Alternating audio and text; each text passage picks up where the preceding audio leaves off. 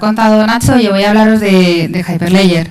Pero antes de empezar, y un poco enlazado con la pregunta que habéis hecho antes, sobre usos en banca o en cualquier otra cosa que no sean criptomonedas, ¿vale? Precisamente de eso va lo que os voy a contar yo. De que hay un mundo más allá de Bitcoin, más allá de los Ether o incluso de los criptogatitos que están de moda ahora.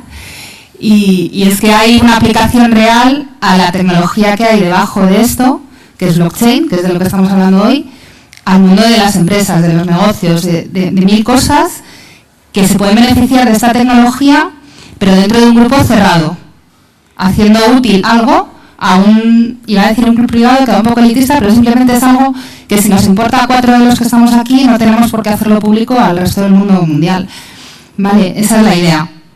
Entonces, pues nos ponemos a pensar en redes de negocios, se nos ocurre 1000, con reguladores, sin reguladores, que necesiten a alguien o algún auditor que esté viendo las cosas.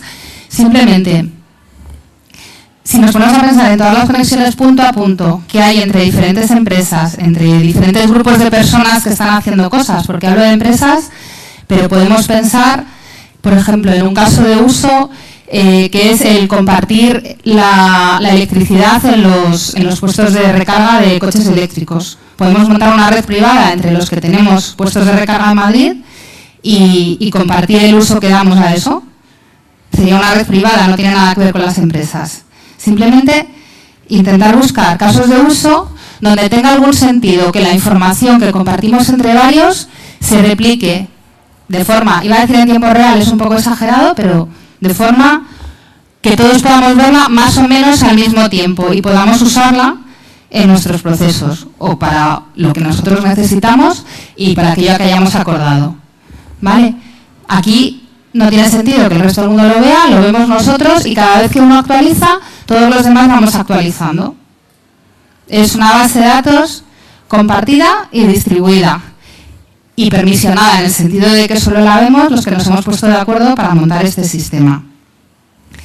Y además nos da todas las cosas que nos da blockchain, que es el consenso, que tenemos un registro inmutable de todo lo que ha ido pasando en nuestra red desde el principio, y es inmutable y lo que está ahí está para siempre, ¿vale? Y eso a nivel empresarial o a nivel de cualquier cosa que compartamos es muy importante porque siempre podemos recurrir a lo que está aquí escrito para resolver cualquier disputa o cualquier desacuerdo que tengamos, ¿vale?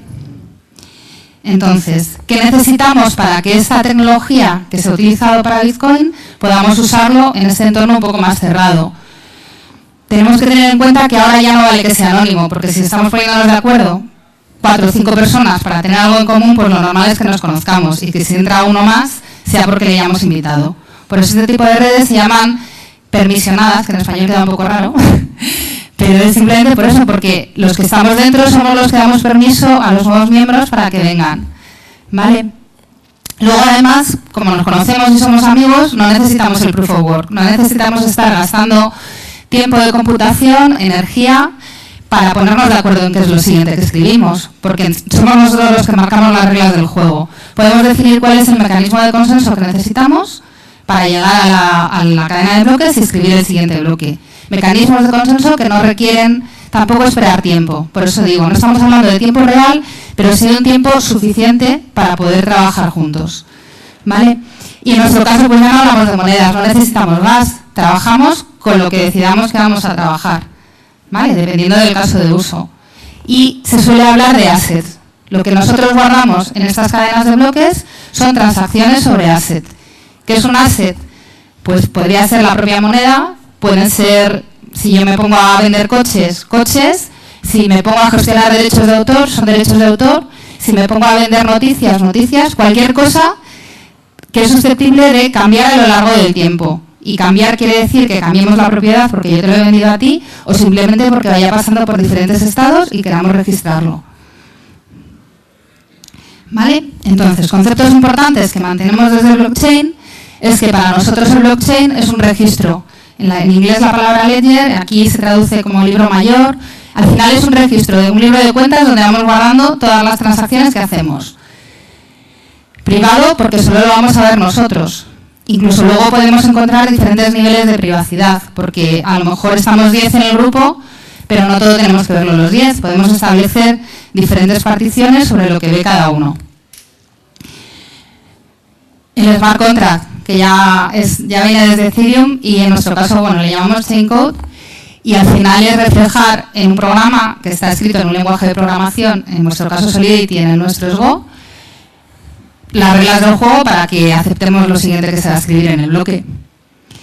Y prueba. ¿Por qué hablamos de prueba? Porque lo más importante que nos aporta blockchain es, aparte de que todos estamos viendo lo mismo, es que lo que está ahí pues no se cambia. Porque el árbol de Merkle nos permite saber que si alguien cambia una coma, aquello canta enseguida. Vale, casos de uso. Pues es que hay montones, todos los que podamos imaginar.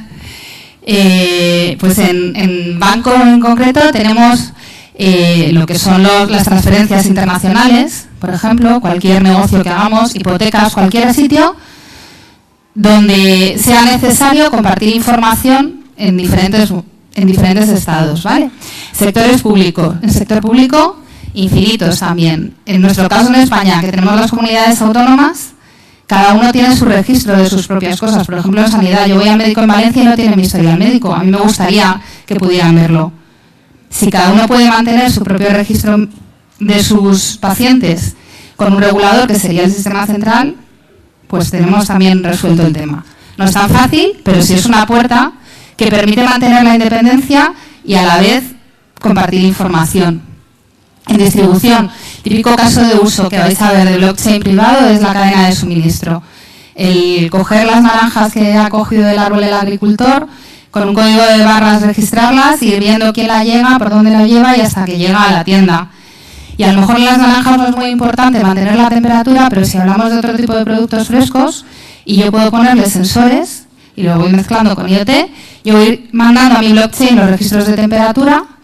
Incluso en mi smart contract puedo tener reflejados que si las temperaturas cambian más allá de un cierto nivel que tengamos acordado, te hago un descuento en lo que te pago. Y como esos sensores van mandando la información y yo la voy guardando y eso no cambia, probablemente si al final tengo que hacerte un descuento, haya menos nivel de conflicto que si te lo hago porque sí. ¿Vale? Y creo que ese es el diagrama del que hablabas antes.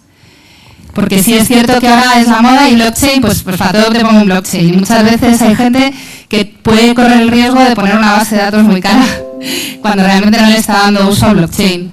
Vale, los puntos que comentabas. Necesitamos compartir información porque si no lo necesitamos, pues no tiene ningún sentido. Estamos más de 2, más de 3, porque si vamos a compartir tú y yo, con ponernos de acuerdo en un punto a punto ya lo tenemos. ¿Hay posibilidad de conflicto?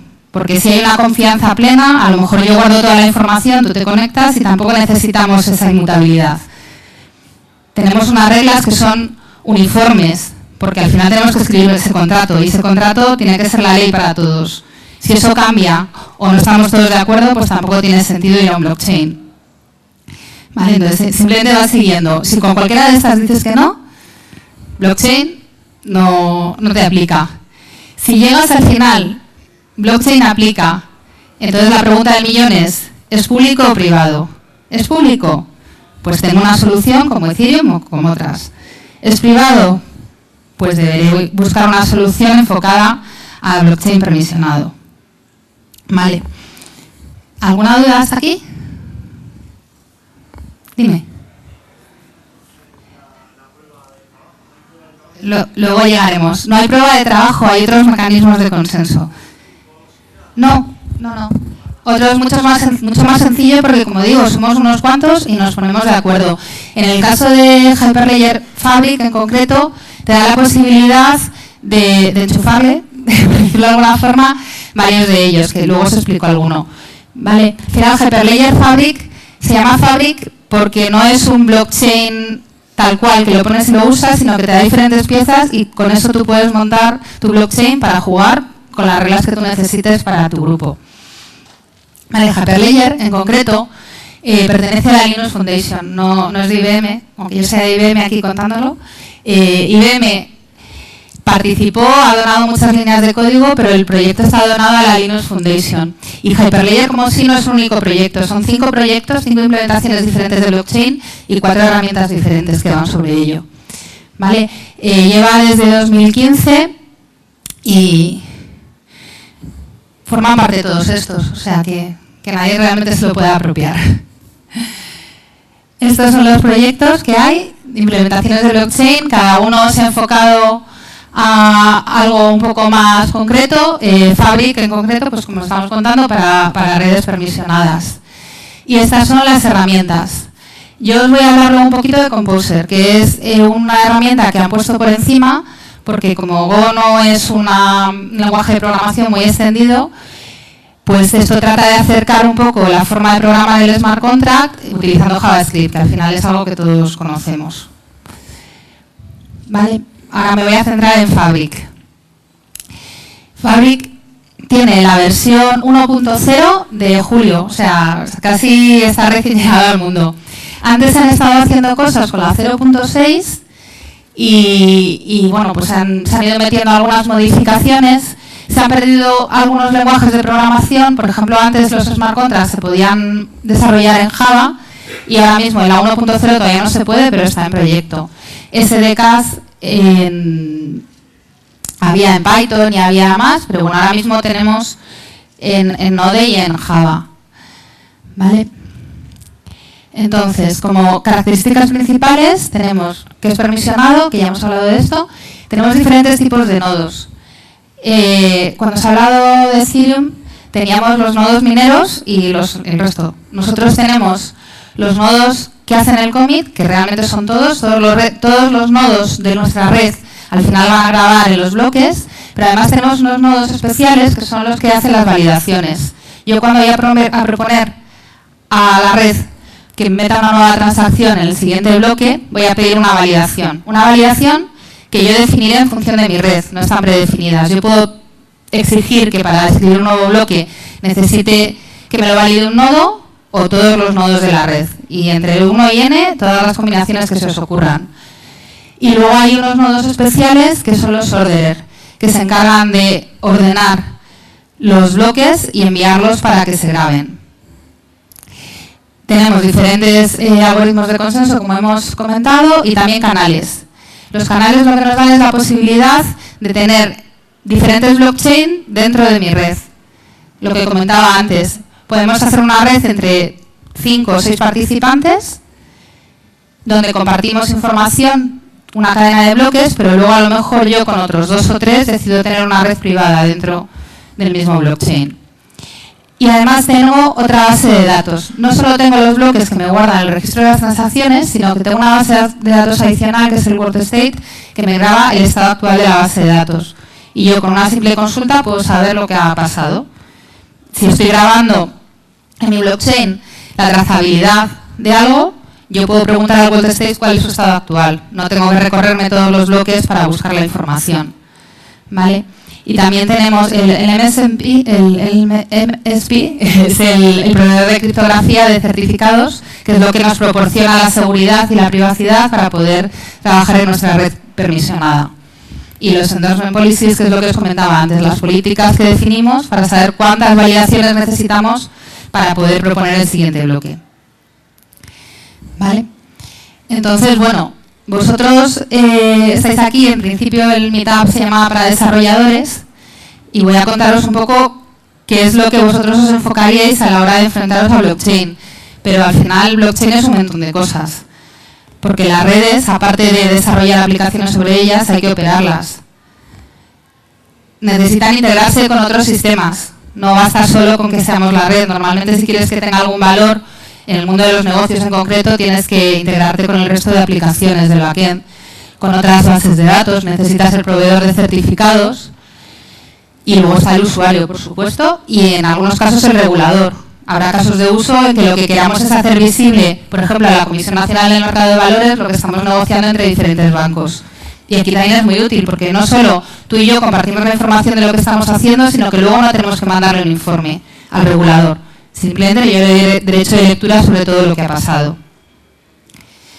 ¿Vale? En el caso del desarrollador, como decíamos, hay que desarrollar dos piezas fundamentales, el smart contract y la aplicación, porque al final blockchain no es más que un framework donde voy guardando cosas, pero tengo que acceder a él a través de un SDK, con lo cual tengo que desarrollar mis aplicaciones clientes.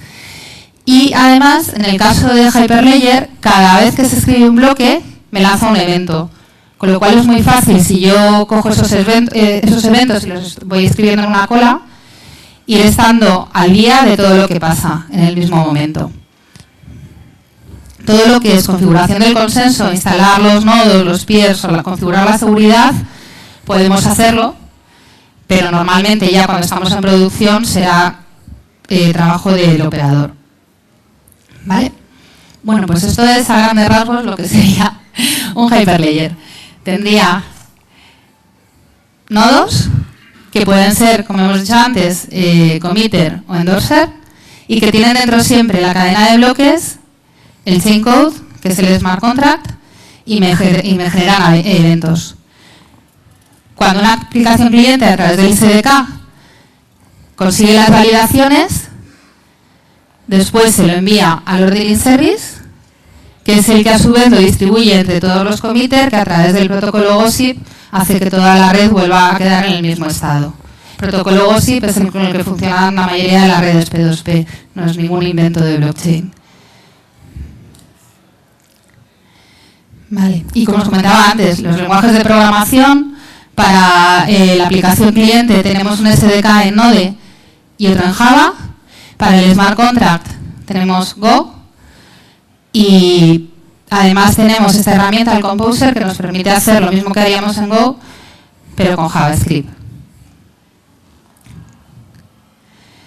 Vale. Y como os comentaba además, tenemos una base de datos adicional, el Word State, que tampoco es nada que nos hayamos inventado. Se utilizan dos, LevelDB, que nos permite guardar las cosas en formato clave-valor, y CouchDB, que nos permite guardar en formato clave documento JSON. Y pudiendo guardar un documento JSON ya tienes el mundo abierto, porque puedes buscar lo que te dé la gana dentro de tu base de datos. ¿Vale? El Smart Contract al final solamente tendrá dos cosas, porque como hemos dicho es inmutable. Yo en blockchain puedo leer y escribir, no puedo actualizar ni borrar. Con lo cual mi Smart Contract lo que tiene que hacer es modelarme las reglas para escribir a través del método invoke. Lo único que puedo hacer es escríbeme. Borrar, podremos borrar del Gold State porque lo que hace es mantenernos el estado real de las cosas, pero jamás podremos borrar del bloque. Y nada, esto es un bloque, simplemente, por curiosidad. Vale, no es más que esto. Como os han comentado antes, al final lo que tiene es el hash del bloque anterior para mantener la cadena y las transacciones en el formato que las quieras poner, además del timestamp. En el caso de Hyperledger tú puedes decidir cuántas transacciones quieres que entren en el bloque, hasta un tamaño máximo. Por comodidad normalmente pues solemos guardar una. ¿Vale? ¿Alguna duda hasta aquí? Bueno, simplemente por enseñaros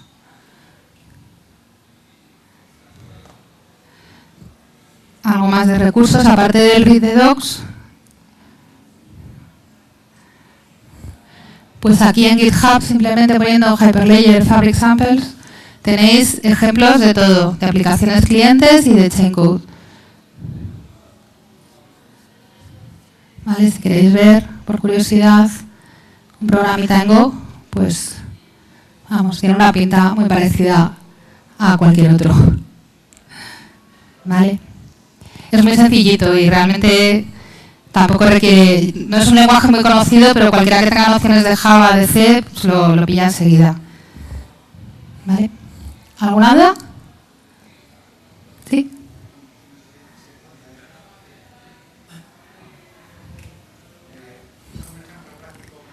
De aplicación de blockchain. Sí, hay varios. El M en concreto. Se pueden comentar, vamos, que se puedan así. Se pueden comentar porque son públicos. El caso de la cadena de suministro que os comentaba, se ha hecho una implementación con la versión 0.6 con Walmart, que es una de las cadenas de supermercados más grandes en Estados Unidos, y se está trazando el mango y luego en China la carne de cerdo. En China en concreto porque había muchos problemas de fraude alimentario y les interesaba mucho poder tener toda la trazabilidad. Entonces al final cuando alguien en China compra un filete que va envasado y tiene un código de barras, puede saber el nombre del cerdo del que venía y todas las condiciones sanitarias que ha seguido a lo largo de toda la cadena. Internamente en IBM también hemos implementado blockchain con nuestra financiera para resolver disputas cuando teníamos préstamos con proveedores. Y eso además, eso lo que hace es ahorrar dinero, porque al final cuando hay una disputa hay dinero que no se está moviendo y es dinero perdido para todo el mundo. ¿Y cómo se implementa ese sistema para resolver esas disputas? El sistema no te resuelve las disputas, pero si yo te hago un préstamo a ti para que tú le compres algo a él, sí, y todas las transacciones que hemos necesitado para que tú y yo acordemos el préstamo y entonces yo le dé el dinero a él, las tenemos registradas en blockchain. Si alguien viene a protestar o a decir que algo no fue así, siempre podemos decir, espera un momento, vamos a ver qué es lo que tengo escrito, porque además lo tengo escrito yo, lo tienes escrito tú y lo tienes escrito tú. Los tres tenemos lo mismo, con clave, con sello de tiempo y en una base de datos inmutable. Lo miramos en un momento y queda resuelto. Pero solo hay 3 personas, me refiero. ¿Merece la pena blockchain para un sistema que... En este caso sí merece la pena, porque no son 3. Estamos hablando de múltiples proveedores y de múltiples clientes. Y una entidad financiera, que en este caso es la financiera de IBM. Vale, gracias. Vale. Y bueno, y recientemente acaban de anunciar una joint venture con Miles, que es una naviera, que van a utilizar blockchain para todo el papeleo que tienen que hacer cuando llegan a los puertos.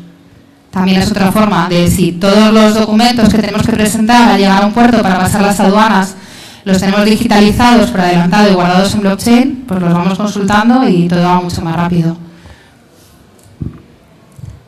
¿Vale? Muy. ¿Sigues o hay otra pregunta por allí? Perdón, no había visto, dime. Hola.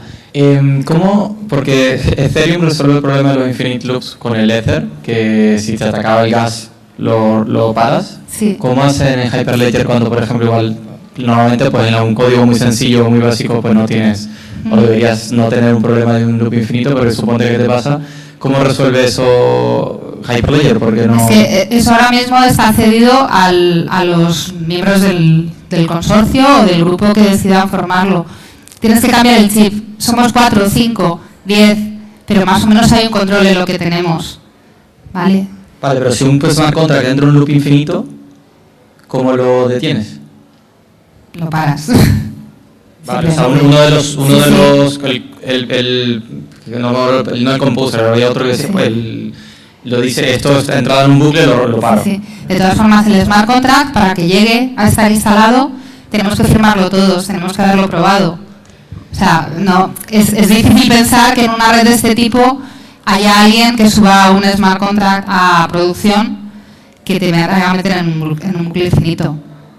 Normalmente no suele, a ver, intentas hacerlo, pero todo lo que ha probado sabes que siempre te encuentras... De todas formas no te puedo responder más, porque ya te digo, es una pregunta que nunca se nos ha planteado, pero si luego te pones en contacto conmigo te busco la respuesta. ¿Vale? Bueno, toda esta documentación que estás comentando que se sube a blockchain realmente se sube mediante hashes, entiendo, que no se sube realmente la documentación en sí.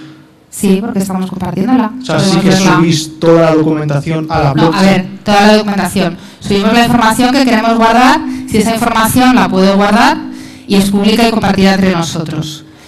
Por ejemplo, si yo ahora quiero guardar datos de carácter personal y además tengo la blockchain en la nube, probablemente no pueda. Porque, entre otras cosas, a partir de mayo pues tenemos ciertas restricciones para guardar datos de carácter personal en la nube. Entonces, en ese caso puedo subir un hash que haga referencia a un documento que tengo guardado en otro sitio, por ejemplo.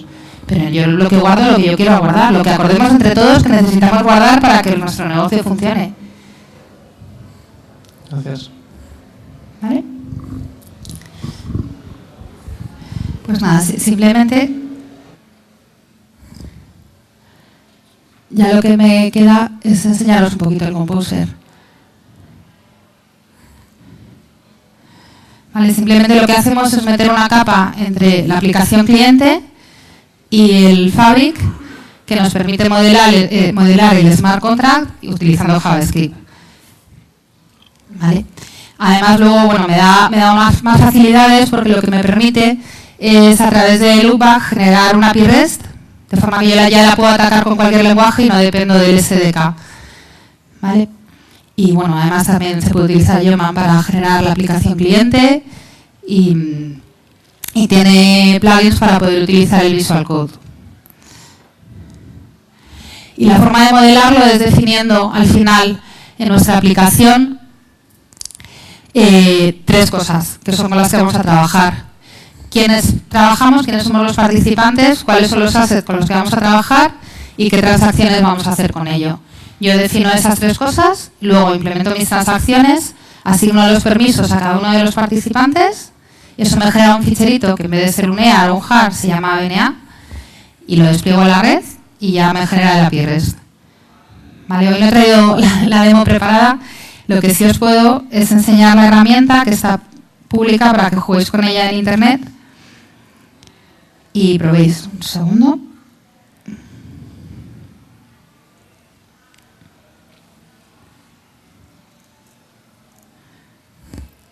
A ver. Que se me ha quedado el ratón tonto. Aquí está.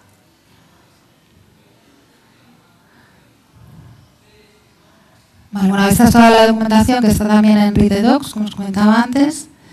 Y este es el Composer, ¿vale? La dirección Composer Playground mybloomings.net, y aquí puedo entrar en cualquier red de las que me haya definido, puedo guardar varias o crear una nueva. Me vienen ejemplos predefinidos que puedo utilizar de productos perecederos, una red de propiedad digital, una subasta de coches, puedo coger cualquiera.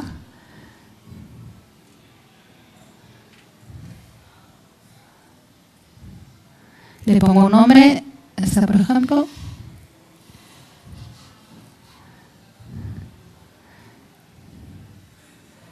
Y ya la tengo aquí.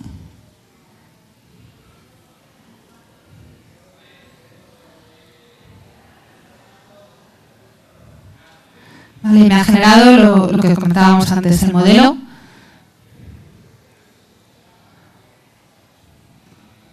En este caso, pues son unas piedrecitas con las que estoy jugando que tienen diferentes colores, tamaños.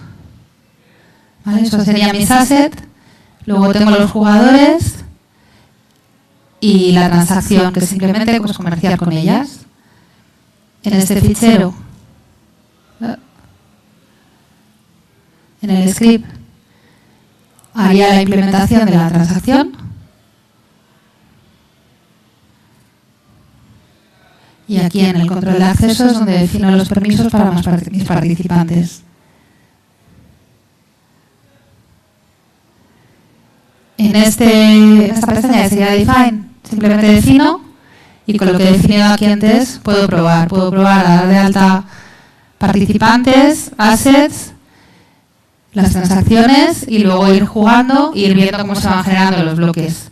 Y cuando me gusta, estoy contento con el resultado, desde aquí